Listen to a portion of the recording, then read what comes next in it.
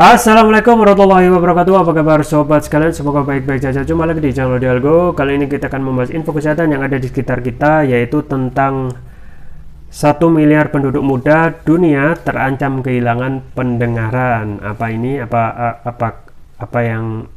maksudnya ya? Itu yang akan kita bahas kali ini sesuai yang dilansir oleh cnnindonesia.com dalam kolom kehidup.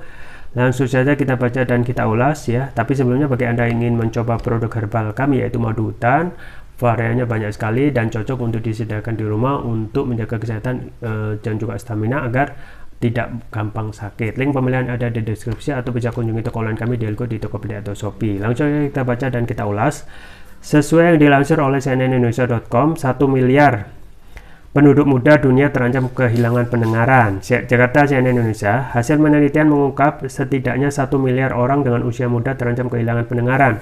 Menurut hasil penelitian yang diunggah melalui jurnal PMG Global Health Selasa 15 November, ancaman itu datang dari kebiasaan mereka mendengar audio dari telepon, musik, film, dan pertunjukan yang terlalu keras dan terlalu lama. Kami memperkirakan 0,67 hingga 1,35 miliar orang berusia 12 hingga 34 tahun di seluruh dunia kemungkinan terpapar dengan praktik mendengarkan yang tidak aman. Ungkap penulis penelitian tersebut Lauren Dillard kepada CNN Selasa 15 November. Dillard yang juga merupakan konsultan WHO dan penstudi postdoktoral di Medical University of South Carolina ini menjelaskan volume suara yang terlalu keras akan menyebabkan sel-sel sensorik dan struktur di telinga menjadi kewalahan. Jika itu dibiarkan dalam jangka waktu panjang, maka risiko rusaknya indera pendengaran akan semakin tajam dan mengakibatkan tuli, tinnitus, atau bahkan keduanya. Dalam melakukan penelitian, Dillard mencantumkan beberapa penelitian terdahulu yang menulis artikel ilmiah berbasis meta-analisis tentang praktik mendengarkan yang tidak aman di antara 2000 hingga 2001 melalui 3 basis data. Objek dari data penelitian tersebut dilacak melalui penggunaan headphone serta data kehadiran yang terdapat pada tempat hiburan, pertunjukan musik, bar, dan juga klub malam. Pusat Pengendalian dan Pencegahan Penyakit AS sebenarnya telah menetapkan batas tingkat kebisingan yang aman yakni di sekitar 85 desibel selama 40 jam seminggu. Jika misal Anda mendengarkan hanya 2,5 jam dalam sehari, itu setara dengan sekitar 92 desibel, ungkap penelitian milik Dillard tersebut. Sementara menurut penelitian Dillard, para pendengar yang kerap memilih volume setinggi 105 desibel kalau menggunakan ponsel pintar, sementara tempat hiburan memiliki frekuensi suara antara 102 hingga 112 desibel. Beruntung, kebijakan bisnis dan individu dapat menerapkan langkah-langkah untuk mendorong pendengaran yang aman dan melindungi pendengaran dari kerusakan seiring waktu, kata Dillard. Menanggapi penelitian tersebut, The Wet Swanepoel selaku profesor pakar audiologi dari Universitas Pretoria di Afrika Selatan menganggap bahwa gangguan pendengaran memang sudah harus menjadi prioritas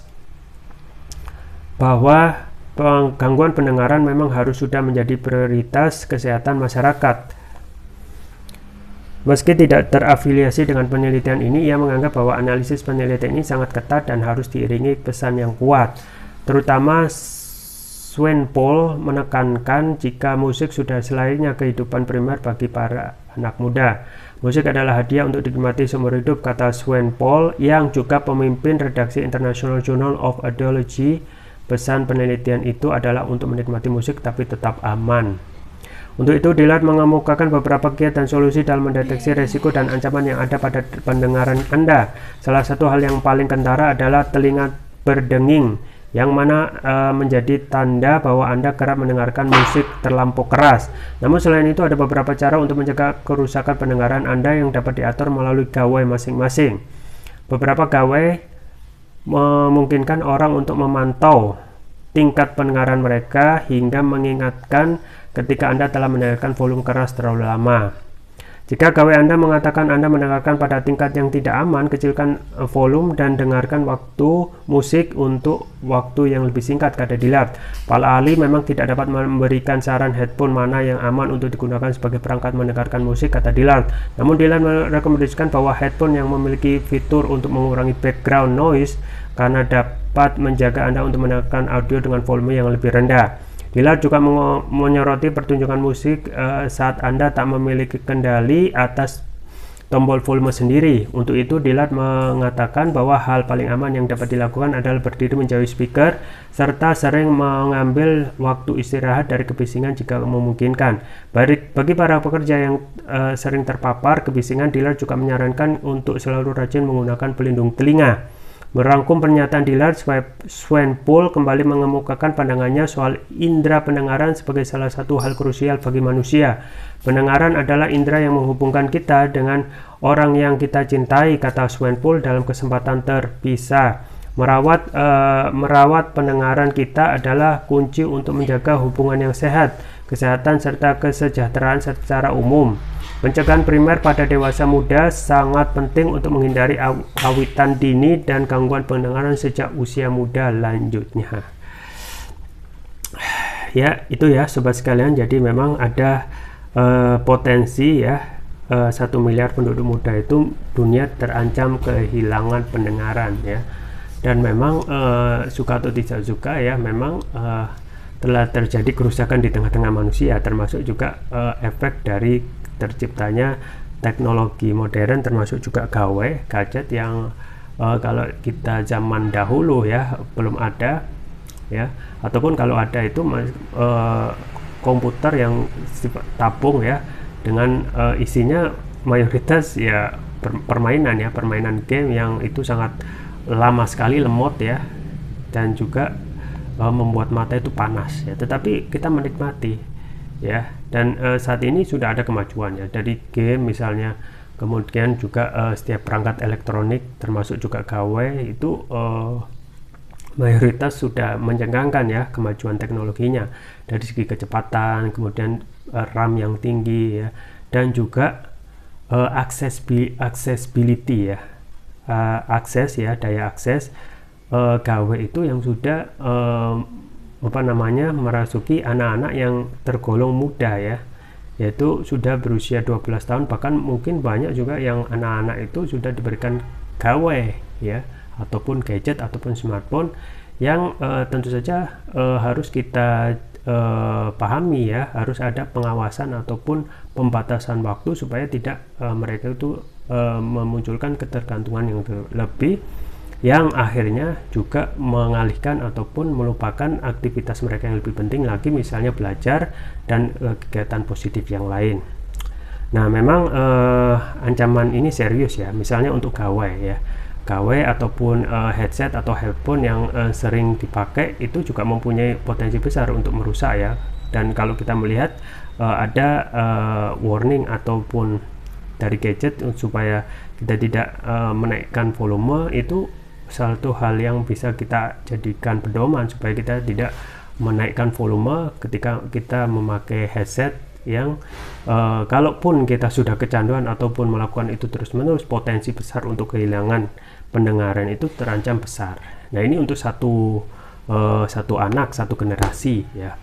Nah, itu kalau kita lihat satu yang sifatnya global itu maka bisa saja masuk 1 miliar penduduk ke depannya itu bisa terancam kehilangan pendengaran kalau tidak memiliki ya sensitivitas tentang ataupun sensitivitas untuk menjaga indera yang namanya telinga ini.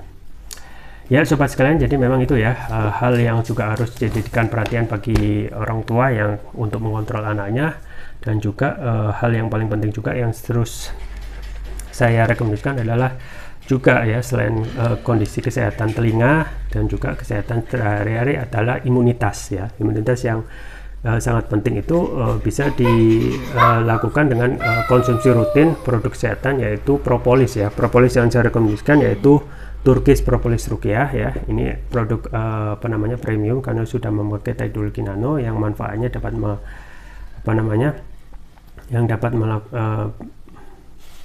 dapat mempercepat kelarutan dan penyerapan terhadap tubuh, artinya menyerap dan dapat mempercepat penyembuhan terhadap penyakit.